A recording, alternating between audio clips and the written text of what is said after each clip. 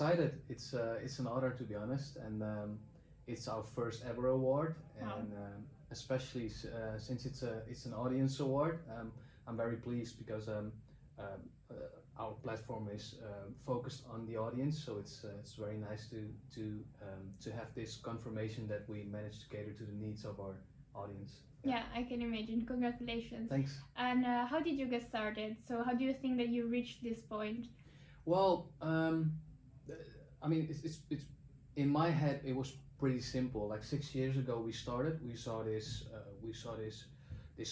blank space in the market. We saw a lot of English news websites, and we didn't see a local or a Dutch crypto news website.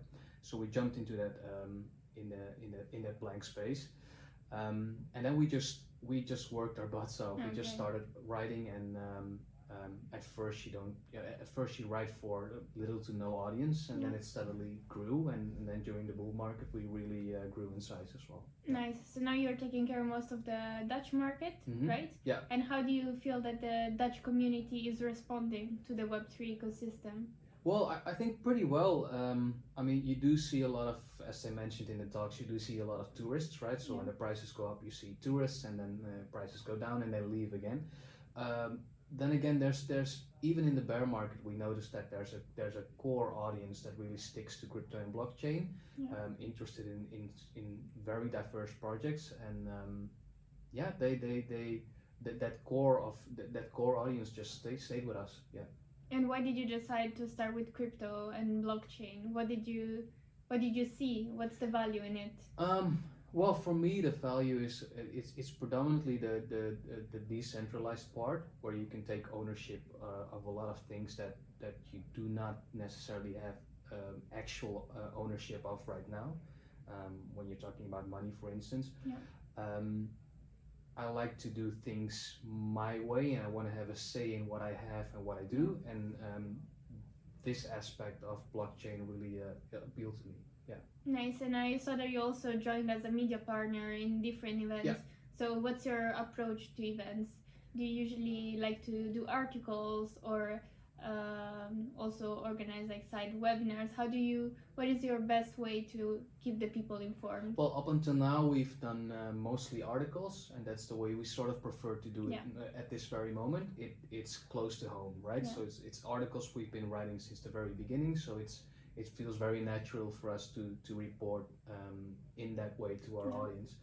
But who knows? I mean, I've thought about doing side events as well that are open to the bigger public, to a wider public. But that's the way we do it now. Yeah. And have you also thought about decentralizing crypto insiders? What's your take on decentralizing media?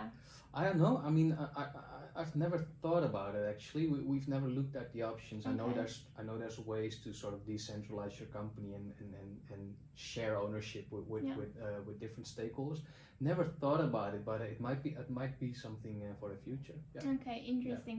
Yeah. And more about your entrepreneurial journey. So you told me that you just started by writing articles, and then you grouped together and you kept writing articles with your team. Yeah. So how does that entrepreneurial growth has been for you in Web3? Well, I mean, one of our other co-founders came with the idea actually. So he brought me on board and he pitched his idea, and we started with a group of 6 people, I believe. No, 3 in the very beginning. Okay. And during that time, I mean, this is my first, my own company, so to say. I've always worked for other companies as an employee. But Crypto Insiders just provided me the opportunity to grow as an entrepreneur, especially in this very appealing industry. And I think I think I learned a lot from that as an entrepreneur. Yeah, definitely. Yeah. And maybe last few questions. Do you have any further objectives for Crypto Insiders? Oh yeah, sure. In terms of maybe meaningful education. Yeah, I mean, we dream big at Crypto Insiders. So our first goals for now are we've already managed to cater to the Dutch and the Belgian market. Yeah. We're on the brink of rolling out in Spain and in Germany. Okay. And from there on, our main goal is to roll out this exact same philosophy of informing and educating people in their local language and roll this out into Europe. So would you say that also one of your core values is still keeping the local language of each nation? Yeah. So at the heart of the organization, it should be localized content, and in a perfect world, it would also be with a localized tone of voice, right? Okay. Yeah. Dutch people are very different from Spanish or Italian people. So yeah. Okay, interesting. I'm looking forward to have crypto insiders in Italy as well. Yeah, for sure. Yeah. And one last message to the audience about crypto insiders? Visit our website and stay up to date and read the news. I think next year is going to be a very interesting year. So if you want to read all about it, give us a visit.